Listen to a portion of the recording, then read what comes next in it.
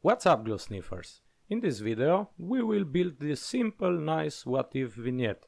We will be doing some conversions, some scratch building and some basic terrain work. I went to Verona for the Model Expo Italy with my colleagues, and there was the stand of Colle 21. They gave us this little thing and said that we should paint it and post the photos, a kind of painting contest. My first thought was, this is the kick in the ass that I was looking for to try something new. But what should I do? Luckily for me, at the same show we saw some of those, and the idea was immediate. Let's make an radio-controlled model out of it. I can use a modern figure and make a standard vignette. Boring. Instead I choose this World War II German tanker and we will explore some what-if waters this time.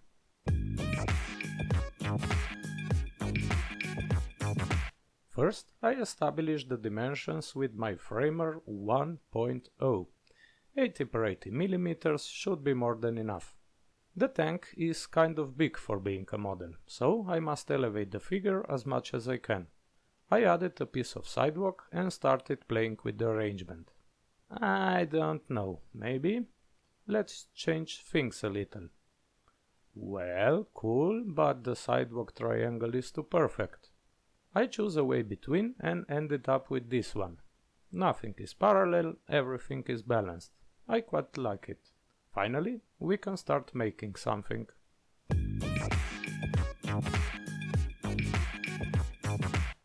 The pose of the figure says Proud Modeler to me, but I have a hornet resin hat in my stash that will reinforce that feeling. I covered all those steps for figure conversion in my previous video, so be sure to check it out. The link has probably appeared somewhere. The helmets were hollowed and we will make some stripes for them. Nothing special. You just need a thin stripe of masking tape and a bucklet from 0.2 mm copper wire. Put the tape through, cut away the excess, and you end up with this. I'm not happy, but it's better than nothing. I will show you this in detail when I find a better approach. Deal? The tape has glue on it, so it will stay there.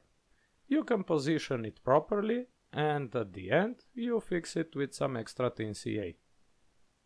I couldn't resist putting some rivets on those helmets too. Also, this process is in my last video. The gaps were filled with some epoxy clay from Aves. And our figure is done. The only improvement that is not in the last video was to sand the rivets at the end. I used a superfine sanding sponge. You get rid of those pencil marks and the excess glue. Nice. And what makes a modeler an RC modeler? The RC transmitter, of course. I started by punching two 2mm holes in a piece of styrene, and then I was just adding things around. You can take this video as a recap video, but all those steps were covered in detail on my Patreon page. With just a small amount of money, you can support me and you get a lot of stuff in return. This is my job, so I am posting detailed articles for every day at the workbench. For example, you are watching this while I am painting, finishing the scene and discussing it with my Patreon team. Just give it a try. You will not be disappointed, I promise. A big thank you to all of my Patreons.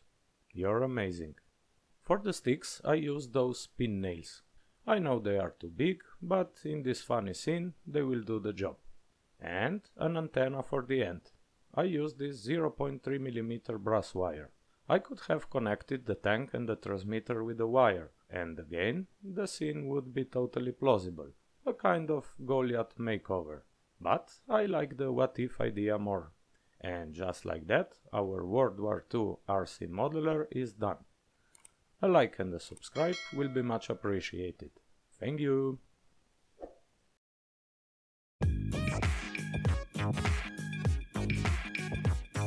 I did most of the cleaning with sanding sponges. Some bigger pieces were scraped away.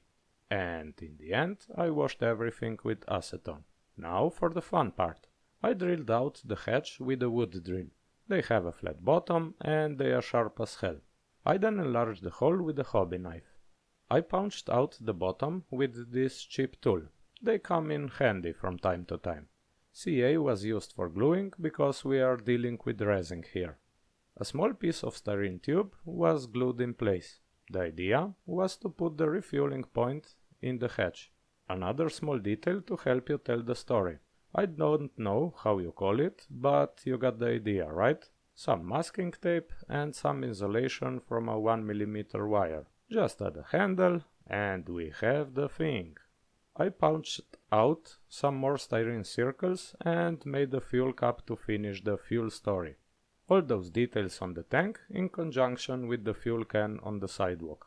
Cool. An RC tank also needs an RC antenna. And here I am with the oldest trick around. And shit, I knew it. But I did it on the second try. I added a little tool for ignition made from 1mm wire and a piece of insulation. And also the RC tank is done. Now we can focus on the scene.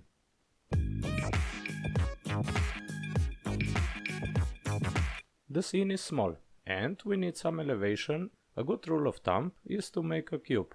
So 80 per 80 mm equals 80 mm of elevation. We will start with the frame. And it is a good idea to make a template and cut the 4 pieces following it. Then I made the 45-degree angles using my special jig. First you go with the blade and then you finish the thing by sanding. All you have to do is assemble the pieces against a straight thing with masking tape. And ta-da! I love this 45-degree jig. You just have to touch the inner edge with extra thin CA. Put the glue only where there is no masking tape. Then remove the tape and finish the gluing. Otherwise, well, you can imagine, right? I made the internal cube out of styrofoam and glued it into the frame. I marked the sidewalk position and then I cut away 4mm of frame and foam where the terrain will be. The sidewalk edge is 6mm high and the tiles are 2mm high. Now you do the math. The gaps were filled with wall repair stucco and the sidewalk section was covered with PVA glue. The edge is cast from plaster using a Diorama debris silicone mold. I put it in place with PVA glue and left the ends overhanging. Then I destroyed the terrain frame to make it irregular and more natural. I also lowered the foam on the terrain part by roughly 2mm to make some space for the dust clay. Also the tiles are from a Diorama debris mold, but they are smooth. So I textured them with some wall repair stucco mixed with PVA. When they are dry, just sand away the peaks and you have a nice stony texture. They were put in place with PVA with a 0.5mm gap. When I was finishing the job with overhanging pieces, I used medium CA. At the end, I secured the overhanging edge with some extra thin CA. And you will see why in a moment. If the edge is bulletproof, you can cut away the excess with a modeling saw. I mean, look at this cut, and it wasn't even sanded yet. Perfect. I love using Das Pronto clay for the basic terrain. Just make a pancake out of it, and don't forget to wet the surface with PVA. Then you can cut a 90-degree angle and squeeze it in place. When you think you are done, just wet your fingers and smooth the clay out. Be sure to leave the frame clean. This is also a good time to make the imprint of the vehicle in the terrain. This is a model tank, so I just made a light imprint to mark the position. The next day I sanded the clay a little bit and we are ready for the texturing paste. I made this myself and it's working great. I did a lot of experiments and discussed them with my Patreons, who also got the formula of course.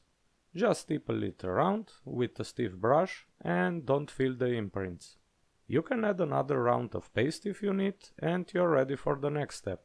A sprinkle of dried sea ball bits followed by cat litter stones. Take care to position the stones logically. I sprayed the scene with tension breaker and flooded everything with scenic glue. Did I mention the experiments? Here you can see the static grass application on a test piece because I forgot to turn on the camera for the real thing. Just apply some blobs of PVA and arrange them a little. A mixture of 5 to 6 mm of grass was applied using an applicator. And now we can switch to the real thing. I also added some longer straws made from an old brush, to add some variation. I'm quite happy. With the scene out of the way, we can proceed to the next step, which is put everything together to see how we are doing. Well, not bad. Not bad at all. If you like those full build videos, I will invite you to check out this one. This is a recap video about my best diorama so far, but if you want to check out my channel, every single step is covered in detail. Take a look and enjoy. See you in the next one. Bye.